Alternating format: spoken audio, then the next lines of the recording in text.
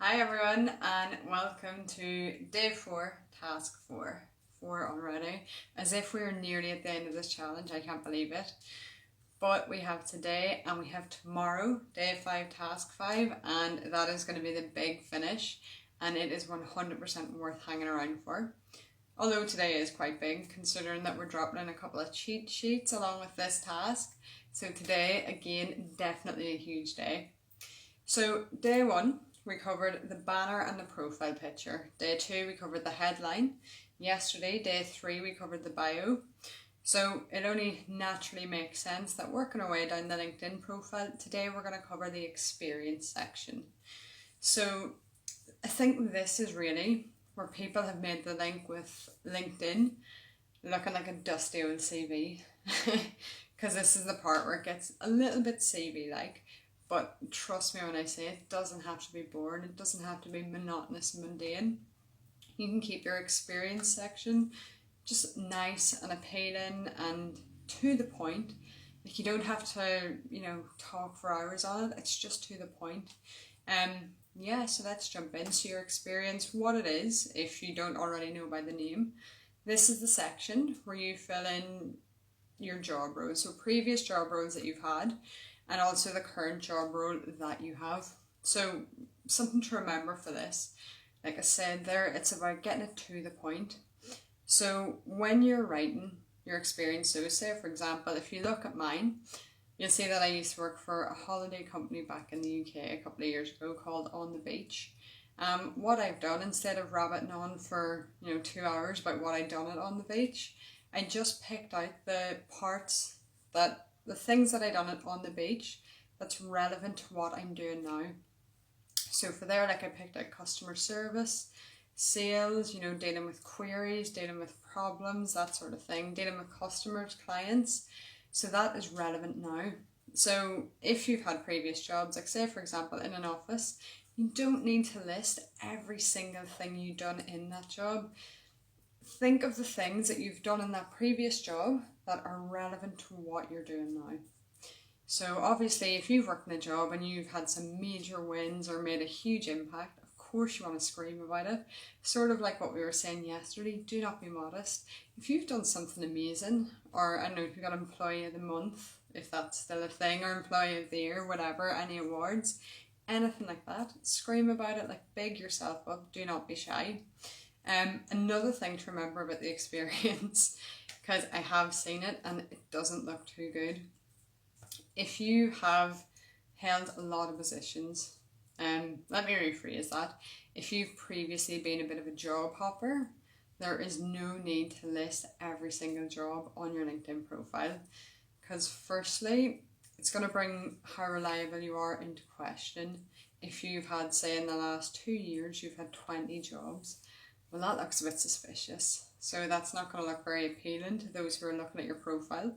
So what you should do, say for example you did have 20 jobs, pick 5 of them at the most, maybe even 4 of them. 4 or 5 of those 20 jobs in the last 2 years that is relevant to what you're doing now. So it's all about keeping it relevant to your dream clients and the things that they're going to be looking for in somebody that they want to work with. So that's the experience section. To be honest, there's not too much to it, apart from don't list 20 jobs, keep it relevant. I would say, to be honest, keep it to about 5 jobs. But obviously if you've been in one company and you've worked your way up throughout different positions, that's great, put that on there, because it shows that you're growing as a person. Like, that's completely positive. But what I'm referring to is if you've had 20 completely different jobs, you're not going to want to scream about that. Like, I think that makes sense. So yeah, so keep the jobs that you have on there relevant. Do not put too many. And the information that you have about the jobs, your experience, what you did in that role, again, keep that relevant. So you work in an office, you don't need to write that, you took the bins or the thrash out every Monday morning. You don't need to say that you got everyone in the office, a cup of tea or a brew or whatever part of the world you're from, whatever you call it. You don't need to write every single detail. Keep it relevant, keep it simple, and also keep it engaging.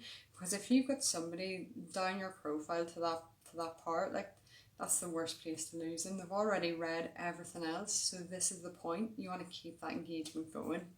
So yes, that is it. So I would like you then for today's task to make some adjustments to your experience section.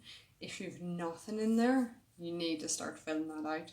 Because if you have had a couple of jobs, but you've just never found the time to put that in your experience section of your LinkedIn profile, well, that's no good either, because it's missed opportunities. You could have worked in a role and done something in that role that your dream client is looking for in the next person they're working with. So by you not stating that, that's a possible missed opportunity. So yes, task for today. If you have nothing in your experience section, you need to fill it out. If you have, say, 20 jobs from the last 2 years, you need to tidy that up. You need to make sure you've got the relevant information for each job.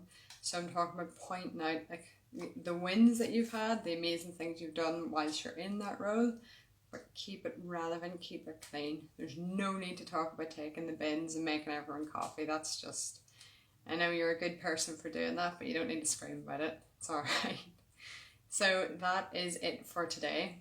So keep an eye on the group. As I said, there's a couple of cheat sheets dropping in, which we're really, really pumped about. They're really cool. What can I say? Jade's an amazing designer.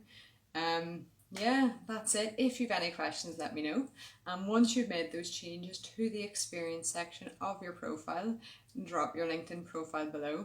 I know quite a few of you have been doing this all week, and I really appreciate it. We have been looking at them behind the scenes, but I think tomorrow, because it's the last day, we're just sort of going to go through everything and every profile that's been dropped in and give her proper advice moving forward, because there's no point in us finishing up tomorrow if we can see in people's profiles that like, oh, maybe they should have done this, or if they just changed that.